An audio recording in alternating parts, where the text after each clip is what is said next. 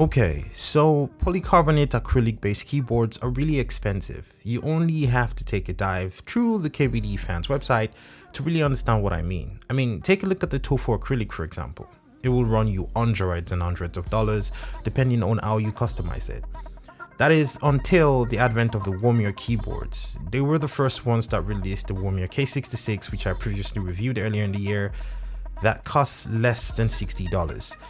And they also released the Womier K87 that also costs less than $100. Now, admittedly, I've been using the Womier K87 for about 8 months now, and I just never got around to making the review because I was using this keyboard so much I completely got distracted. That said though, this is one of my favorite budget keyboards till date. It's not perfect, but let's talk about it. So first things first, the unboxing experience. You get a brown box like the previous Womier K86. When you open up the box, you're going to get the keyboard wrapped in a nylon material in all of its glory.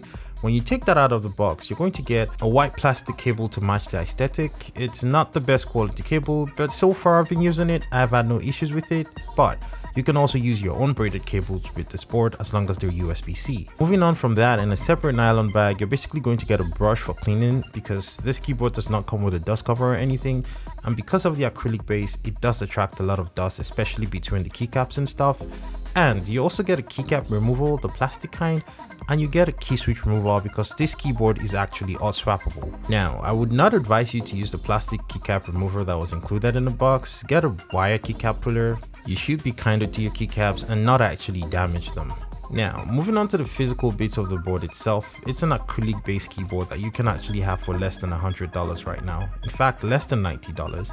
And it looks really good. One of the main features for this keyboard is the RGB LED situation. It's probably the fanciest thing about the board because it has so many different effects. Plus, you can actually control the LEDs on the acrylic base separate from the actual top of the keyboard with separate controls. And even though the one on the top of the keyboard actually has more options and more designs and stuff, it's actually adequate enough that you can actually get different options from both and combine something that looks truly fantastic for your workspace.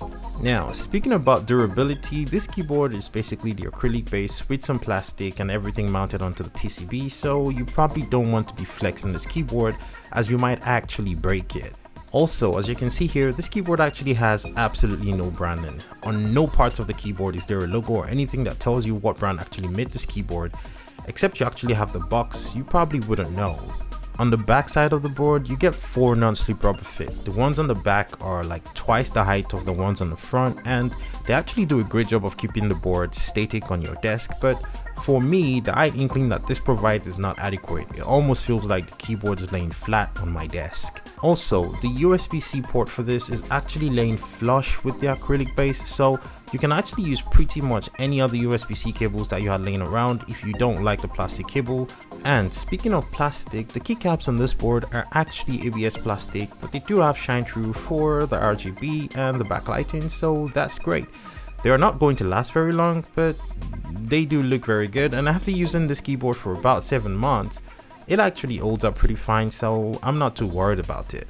The fonts on the keycaps are not too gamerish, and they don't seem like they're going to be peeling off from oil or from finger shine anytime soon, so I think I'm still fine with them, but if I ever need to change them, I could very easily replace them with a different set of keycaps. Now, my unit came with Gateron blues. They're the 5-pin kind, and while blues are fun to type with for a few days, they do kind of get loud and annoying for me after a while, so I did switch them out for some Gateron browns. A little less noisy, and the tactile bump is a lot more quiet. And speaking of the switches, here's a typing sound test that actually shows you what this keyboard sounded like with the Gateron blues and after I switched over to the Gateron browns.